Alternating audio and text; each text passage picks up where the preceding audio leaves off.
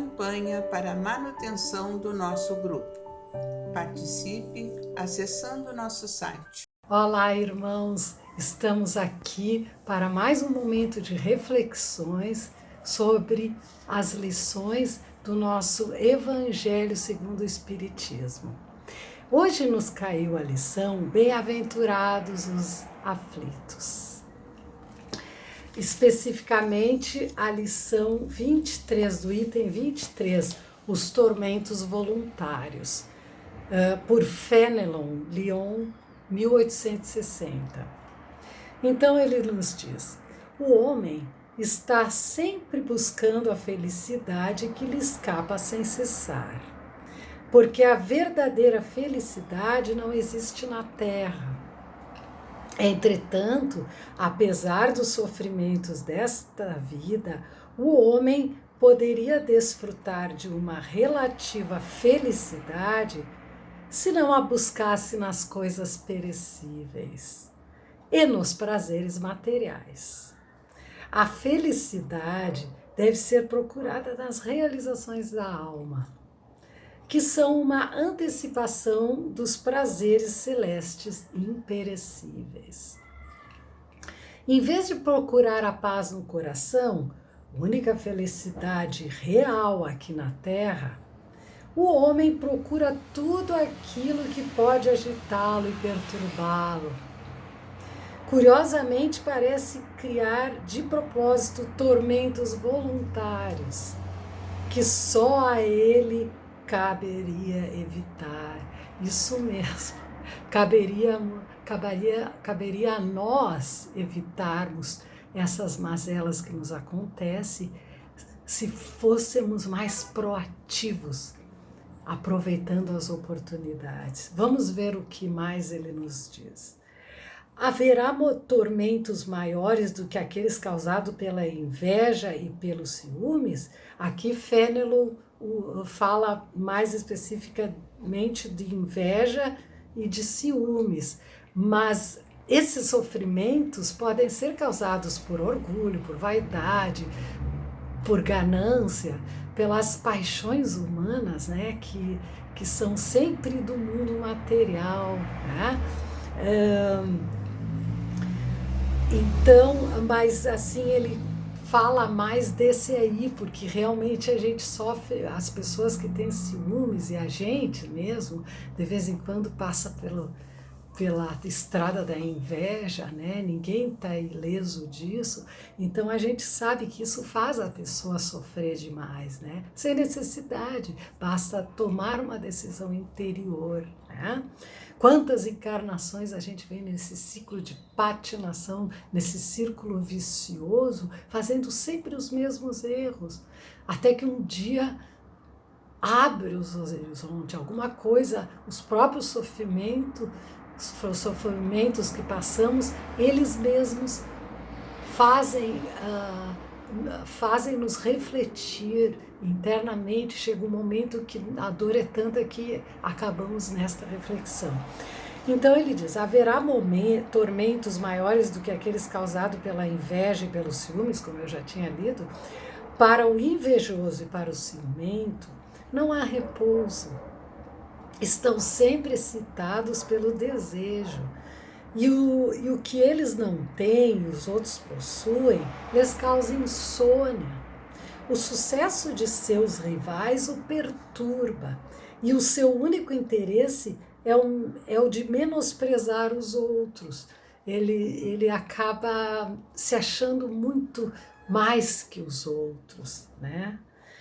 Toda a sua alegria consiste em estimular nos insensatos como eles a fúria dos ciúmes que eles próprios possuem.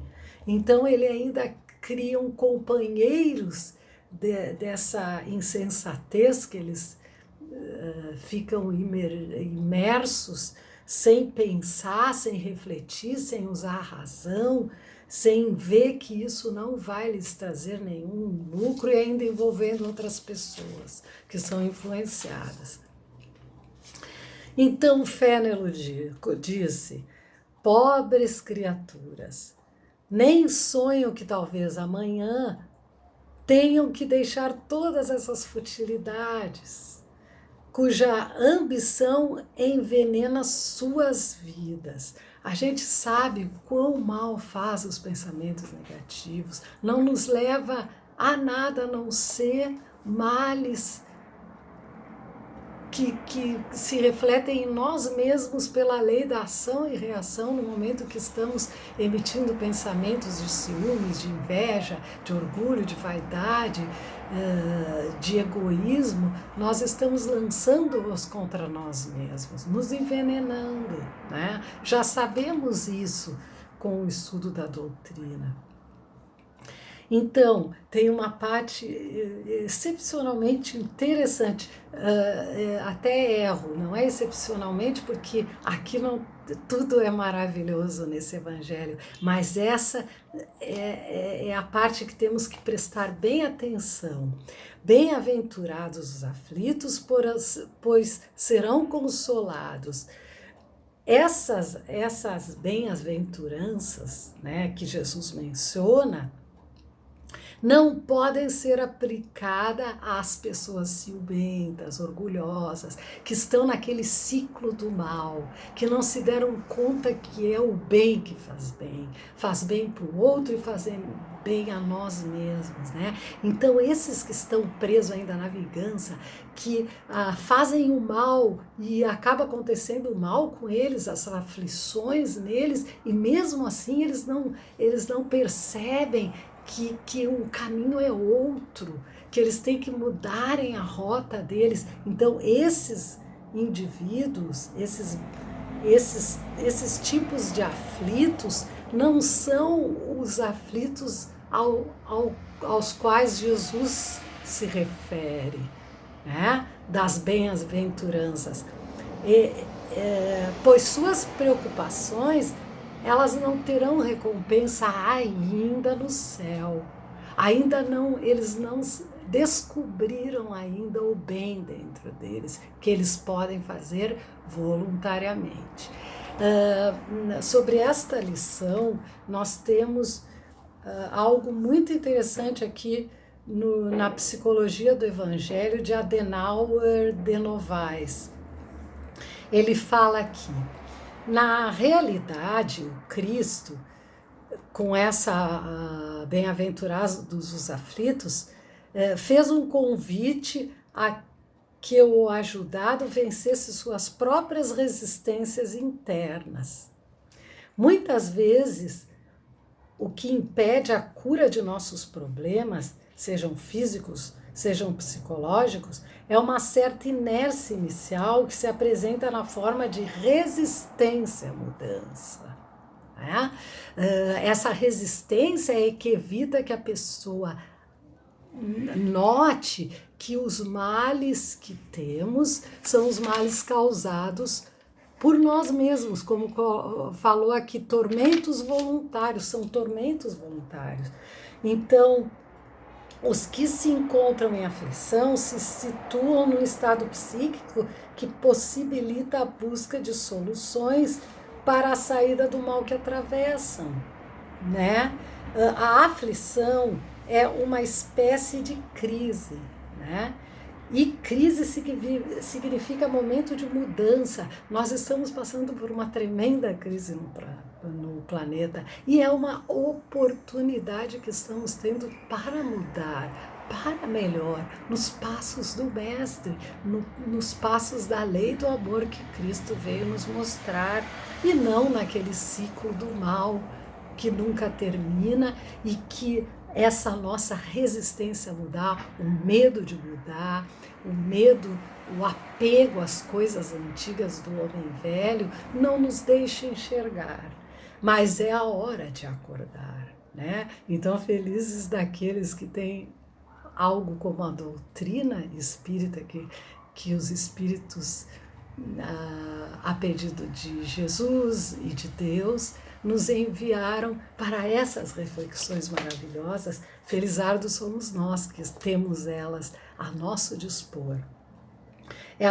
Então, é a oportunidade. Então, a aflição, repetindo, é uma espécie de crise, e crise significa momento de mudança. É a oportunidade de se rever valores, motivações, desejos e objetivos de vida. É o ponto de referência que o espírito poderá utilizar-se para iniciar uma nova forma de viver. Né? Então, está muito bem colocada essa parte por Adenauer, né? Então, continuando aqui no Evangelho, o último parágrafo, né? Aqueles que se contenta com o que tem, poupa-se de vários tormentos, pois se vê sem inveja, pois vê sem inveja aquilo que não é seu e não procura parecer mais do que é. Ele é realista, ele acaba tendo uma autoconfiança que não faz disputar o que os outros têm, porque ele está feliz com o que tem. É sempre rico, pois ao olhar para baixo, em vez de olhar para cima, verá sempre pessoas que possuem ainda menos, né? É calmo, ao não criar necessidades ilusórias, e a calma é sempre uma felicidade em meio às tempestades da vida. Então, essa pessoa que está na bem-aventurança, quando lhes vêm as aflições, não tem problema, porque essa pessoa tem fé em Deus que tudo vai se resolver, ela não reclama, ela não sai a culpar os outros, e procura sempre aceitar os desígnios de Deus, né? Isso é fé, né? A pessoa tem aquela certeza interior que tudo vai se resolver no fim. Então, para encerrar, esses dias assisti uma palestra de Divaldo, né? E ele colocou uma história que fecha muito bem para concluir essa história aqui, essa reflexão, digo, né? É a história de Natanael, né? Que era um paralítico que se queixava muito, falava de suas dores, queria ser curado, não se conformava com ser tão infeliz, paralítico, né? Então, Jesus se aproxima dele e pergunta para ele: tu queres curar? Realmente curar? E ele disse que sim, Senhor, que ele queria curar. Então, foi quando Jesus lhe disse: levanta-te e anda. E foi o que aconteceu, é claro, com Jesus essas coisas aconteciam. Depois apareceu uma cega que queria muito voltar a enxergar. Aproximou-se de Jesus, fez o pedido, novamente Jesus a curou. Aí depois, Jesus estava num canto, olhando as estrelas, olhando a natureza com uma cara pálida, triste. Aí então foi quando Pedro se aproximou e, olhando-o tão infeliz, perguntou: o que se passa, mestre? Não deverias estar feliz com todas essas curas que fizestes? Então foi quando Jesus disse: tu não me compreende, vocês não me compreendem ainda, né? Porque Natanael deve estar agora festejando, bebendo, se entregando a jogos e querendo fazer tudo que ele não podia, e invejava os outros que não podia fazer, e se entregou às paixões e vai começar a cometer os mesmos erros que ele fazia, né? A cega vai lá se vingar de todos aqueles que estavam causando mal a ela enquanto ela era cega. Então eles não aprenderam a lição, não aprenderam a aproveitar a oportunidade que receberam, né? Então isso deixava Cristo triste, mas ao mesmo tempo ele falou para Pedro: mas está certo assim, é assim que eles agem ainda, né? Ainda não aprenderam o futuro, né? Jesus depois fala em outra oportunidade que no futuro nos mandaria o Consolador prometido que iria nos fazer entender todas as coisas, né? Estamos aqui tentando entender todas as coisas. Então, essas foram as nossas reflexões de hoje e nós vamos passar para o momento das preces e irradiações. Irmãos, vamos unir nossas almas confiantes para dedicar nosso pensamento e sentimentos fraternos para quem precisa, quem está carente de saúde e paz.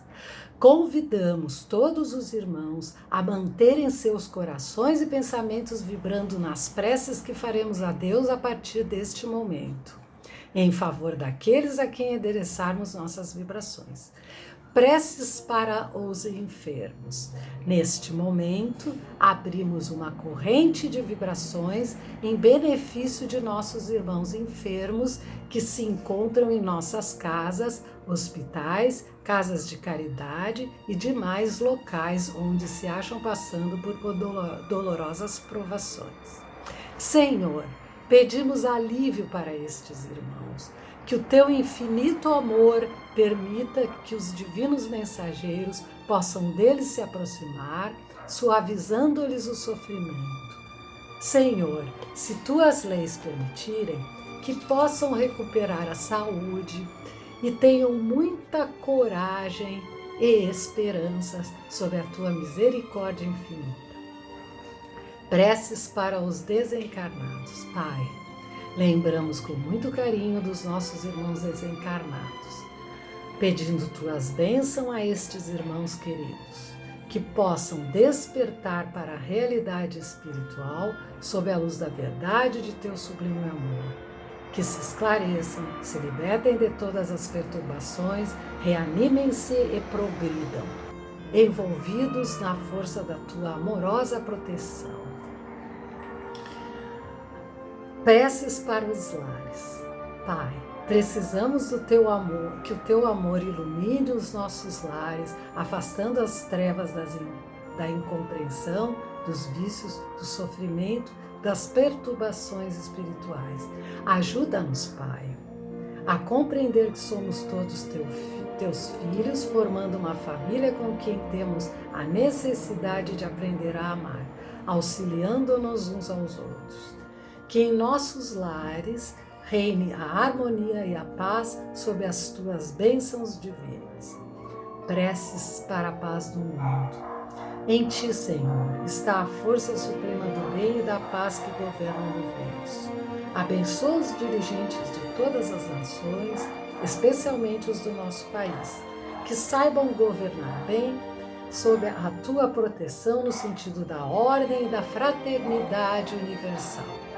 Prece de encerramento. Graças, Senhor, por estes momentos felizes e pela assistência amorosa dos bons espíritos.